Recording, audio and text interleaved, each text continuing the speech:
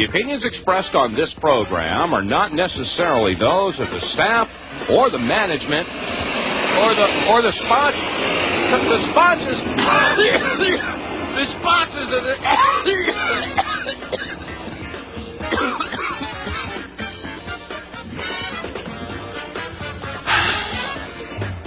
Welcome, ladies and gentlemen, to the Monday edition of the Power Hour. Just a little tongue-in-cheek stuff going on there. Anybody living near an airport can relate to that.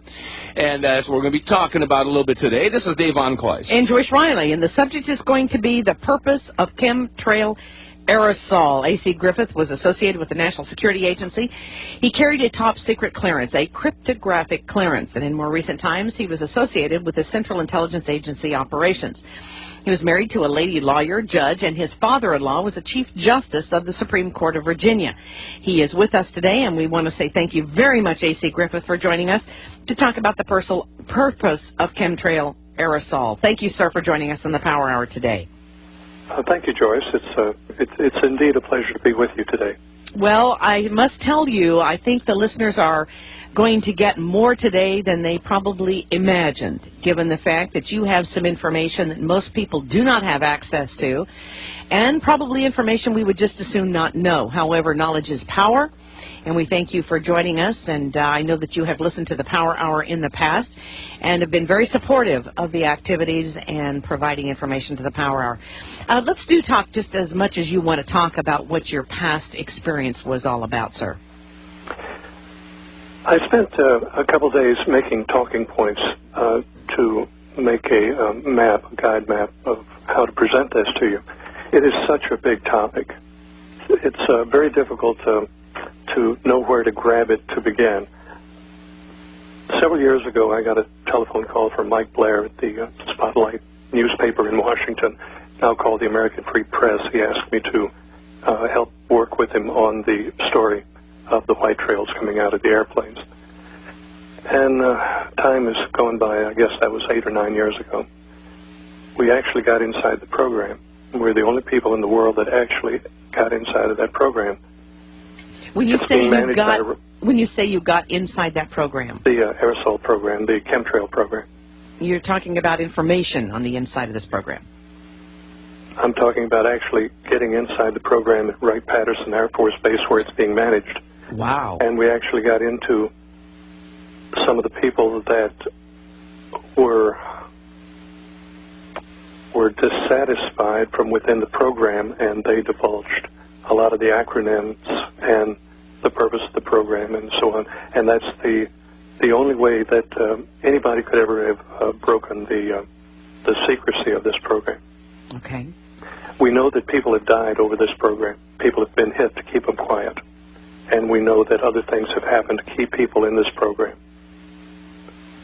One of the key people that designed the aerosol, the barium salt aerosol, was set up by people in the Reagan administration, and he's now sitting in federal penitentiary. They still go to him to ask him questions, but yet he is in the prison. That is a little unnerving, isn't it? Yes, it is, absolutely. That the man that designed the barium salt aerosol is sitting in a prison. Well, it would sort of make sense. Now, before we go any further, let's just define what you believe to be the aerosol crime issue. I mean, just what is this aerosol that we're discussing? I mean, it comes out of aircraft, we believe, or we know, and that is the basis of a program that is set up to not do good to this country, but probably do harm. Now, I remember we had a couple of people on the program recently. You contacted me after that, and you said, Joyce, some of the information was accurate, some of it was inaccurate. But what we do know is there's something in the skies that should not be there. The white trail is not coming out of the engines. It's coming out of aerosol units on the aircraft. In the very beginning, the early days, the aircraft were flying relatively low, 10,000 feet or below, and they were developing the program. They were mostly contract aircraft, mostly CIA aircraft. Now the program has been expanded, and commercial airliners have been outfitted with aerosol units that are controlled through computer systems and satellites to dispense a barium salt mixture. It's a mixture of barium salt, not coming out of the engine. It's coming out of aerosols. And we have checked on information. We do confirm that the name of the project is Project Cloverleaf in the aircraft industry. It is very secretive. It is the most secretive thing I have ever encountered. People have died over this, talking about it. I listened to your broadcast just a few minutes ago. The general was on saying that he is very patriotic and he feels compelled to speak out, and that's exactly the same way I feel. I am very patriotic. I was born before the Second World War. I'm an old guy. And I come from that generation and that mindset. This is my country. And I see my country being dissolved. My country is being destroyed right in front of my eyes. And the people are being hurt. And that's why I consented to be on your radio program today. I know you will remember that you've asked me many times to do this, and I've been very reluctant. But it's time. It's time to speak out and go public with these things. Well, that is correct. I have asked AC to be on this program many, many times, and you do this, I think, with a considerable amount of risk to your own life, do you not? Yes, that's right. So there are people who have lost their lives, people who are now in prison as a result of divulging this information. Now, you were, as you say, very patriotic. You still are very patriotic, and you were doing this out of patriotism, out of love for your country. As I know you are. That's correct. That's correct. You know, Joyce, I'm in Richmond, Virginia, just a few miles from the spot that Patrick Henry stood in 1775. He was talking to Thomas Jefferson, George Washington, George Wythe, and others in St. John's Church. And they were talking about the oppression coming from England at the time. And he was a little put out at them for not deciding a course. And he concluded his speech to them with, "I know not what course others may choose, but as for me, give me liberty or give me death."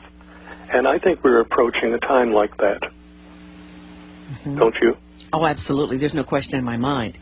I talked with you about a discussion I had with a military member who admitted to me, well, first of all, he did not believe that there was such a program. However, he was stationed at one of the bases where I knew some of the operations were taking place on this aerosol clouding or aerosol dispersion or whatever you want to call it.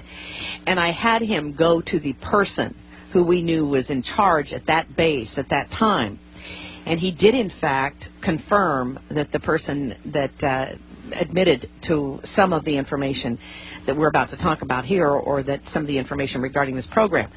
And he was so disillusioned when I talked with this military officer. He said, "I am leaving the military, Joyce. I did not believe you when you told me about Gulf War illness." And then he said, "I became ill.